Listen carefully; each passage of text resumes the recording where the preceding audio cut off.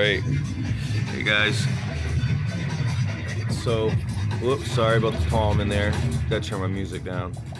Alright. So, I've been working on this piece for the last couple days. I had a bunch of people basically send in their ideas on a post that I had made, asking for everybody to kind of suggest in one word some sort of physical thing for me to draw into this art piece, which was a really great experience. I've been trying to do this experiment for a while where I just doodle and I let my mind kind of just go. I don't get stuck too much on one definitive idea at a time. So what I've basically done is just like slam a bunch of doodles together. Think about how you look at some people's tattoo work where you get these like collages of just different stuff all slammed together. It kind of stems a little bit from that influence. It kind of dawned on me today that was like something that was there as I looked at my piece. I'm like, wow, that kind of looks like, you know, people that just get filled with tattoos and it just goes from one thing to the next and it just keeps morphing out of itself. So that's inspired a lot of it. The whole project itself originally came out of me just wanting to free my mind and practice different doodle styles and like learn how to express myself in different ways with my mediums. In a lot of ways, a lot of artists, you learn from your mistakes. A lot of art is through discovery, so you'll be doing something and something happens and it may not be what you wanted to, but you take a moment, you step back and you look at that and you're like, okay, well, what just happened? You'll find a texture there or a shape or a way that the colors blend or whatever you notice in this thing that didn't occur that you meant to have happen. You still get something out of it because you're gonna learn something new by what happened in that application that maybe later you can use as something more practical and something more tangible that you wanted to do on purpose. So this doodling exercise that I do is a way for me to kind of like force myself to make all those little mistakes and practice and exercise new ways of creating illusions, because basically as an artist that's what you're doing, is I'm making you see what's in my mind and I'm forcing you to see this illusion. Like you see a cat or a dog and really it's just a bunch of marks I'm putting down on a piece of paper. So I want to first off thank all of you that participated in this because it really helped me challenge my imagination, because one, I can do this already with my imagination, but when you have other people throwing you the ideas, now you have to figure out how am I going to fit that together. So it kind of forced me to think on a higher level, you know, and take some of those base layers away, some of those image details that I come into. Now I have something that I can try to throw these all together. So enough looking at my pretty face. Let's look at this art piece. Now the whole theme eventually came to be, for me, I call this ego death. Nobody knew going into this what the final image was, or there was no theme. I wasn't like, hey, give me words that you think apply to this.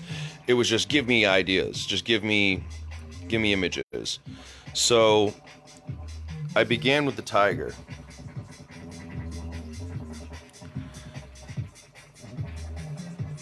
Which was super fun.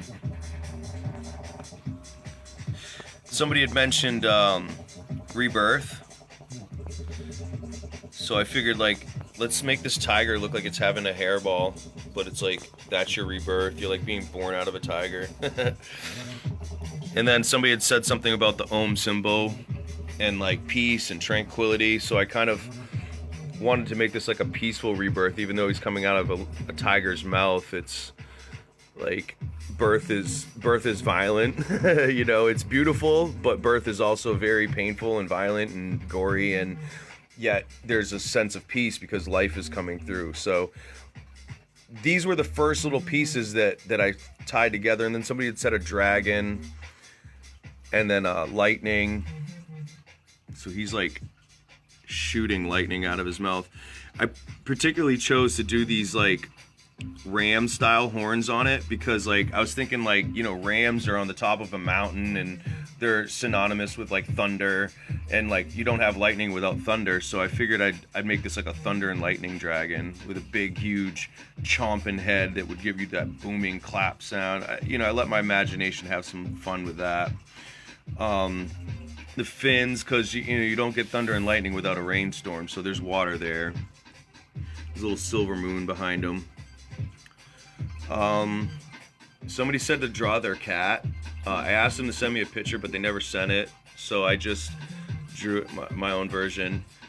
And somebody said a skateboard, but I decided to turn it into a surfboard. So the cat's like riding a surfboard there. Somebody mentioned echo, so like cats purr and stuff, so I kind of like made, this is like my version of the echo coming off. Then somebody said a tornado and like lightning and a tornado. I was like, oh gosh, that'll be fun. I actually added this after I'd added this person eating a bunch of mushrooms. I'll come back to this in a minute too, because there's a bunch of stuff that kind of goes together here, symbol wise, that plays into other parts. This is where things really started to tie together, because I was like, okay, well, here's our person eating the mushrooms, and then like their mind unraveling as they go into a deep, introspective. And of course, I've got Dorothy and Toto sitting in their house as the Wicked Witch. Somebody just said bicycle. I was like, how do I fit a bicycle into this? Okay, here you go. Tornado, bicycle, Wicked Witch. Chair, Jordan. Where are you, Billy Butler? There you go. Rocking chair. Because he's rocking chair all day. We'll do this till the cows come home. Oh man, I feel like I should have put an alien in there trying to catch the cow. I missed that one.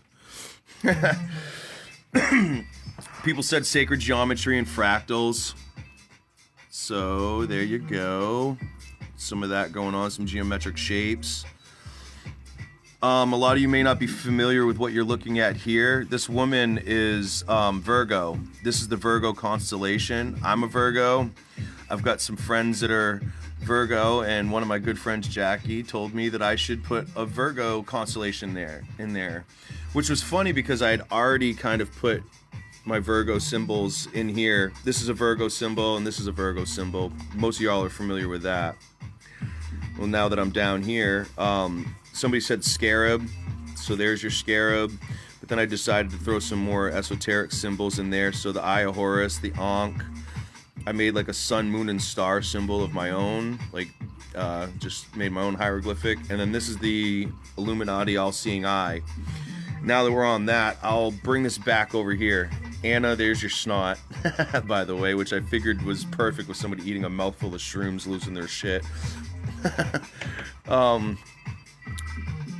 But if you notice this position, if any of you have ever looked at Aleister Crowley, his famous image of him holding his hands kind of the same way, and you got your all-seeing eye next to it, but he had a hat on and stuff, so I kind of like wanted to replicate that kind of like dark Aleister Crowley moment, and it really fit to this like esoteric stuff that was next to her, and then like the mind unraveling and going into psychedelics. A thestral, I don't know if I'm going to say this right, but this is a creature from Harry Potter. Somebody told me to draw this in there. It's a horse demon kind of thing that you would see after you've witnessed a death. And I thought it would be really cool to put this in here. And this is where the ego death idea really kind of like stuck out to me at that point. I was like, oh, this is definitely going to be an ego death. Death is at the bottom, life is at the top, and a lot of this is a cycle of life and growth. America's death even in here. Somebody said stab. That's how I did it. I have a thing for voodoo dolls. I felt that was an awesome way to interpret that. There's this thestral. There's another sacred geometric design. Ooh. Also, the details of this horse, like, I had a lot of fun trying to do like muscle tone and try to make it like look ribbed and like deathly.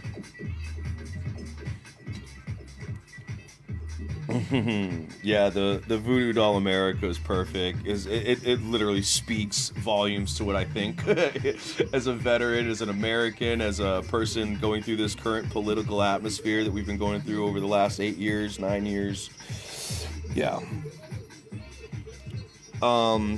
There's some more. Somebody said turtle, so I drew my lovely turtle, Shiva Kali, Little Miss Shiva Kali. She's a yellow-bellied slider. Chilling on her rock.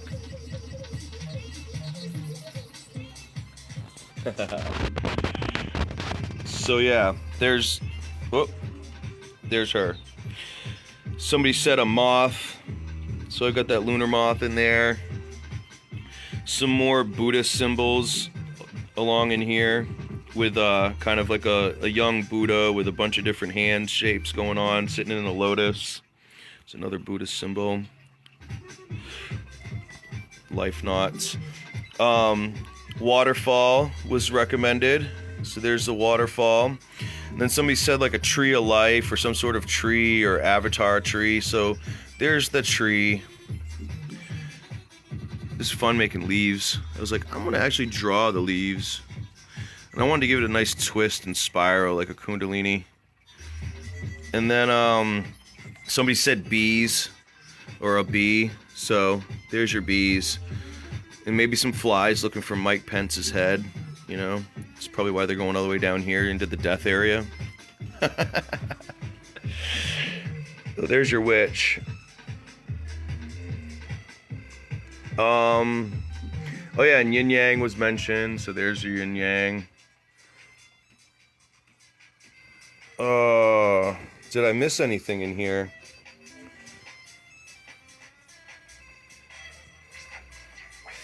Yeah, this is molting. That's why there's a big feather. Somebody said wings and somebody said eagle, so there you go.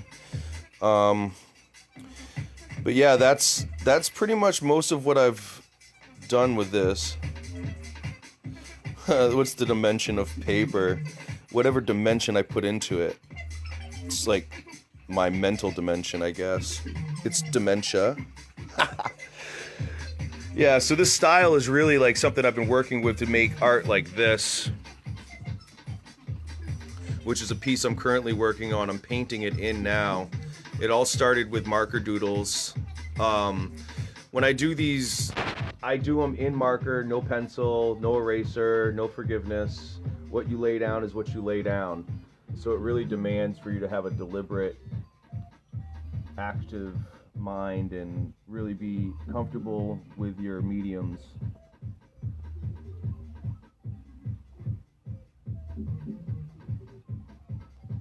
I'm liking the way the colors are coming out. I've got to get more detail here in the lotus. That's where I've left off, and in here I'm just going to keep working through it.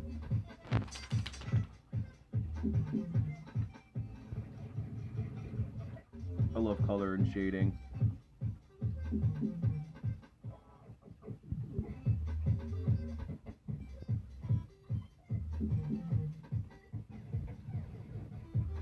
But that piece I'm going to be jumping back into after this weekend when I do my set with the scientists at the 10-10-20 Halloween party. Hope you all come out and join and see that. And I will have prints being made up of this here that'll be available hopefully by the end of today or tomorrow.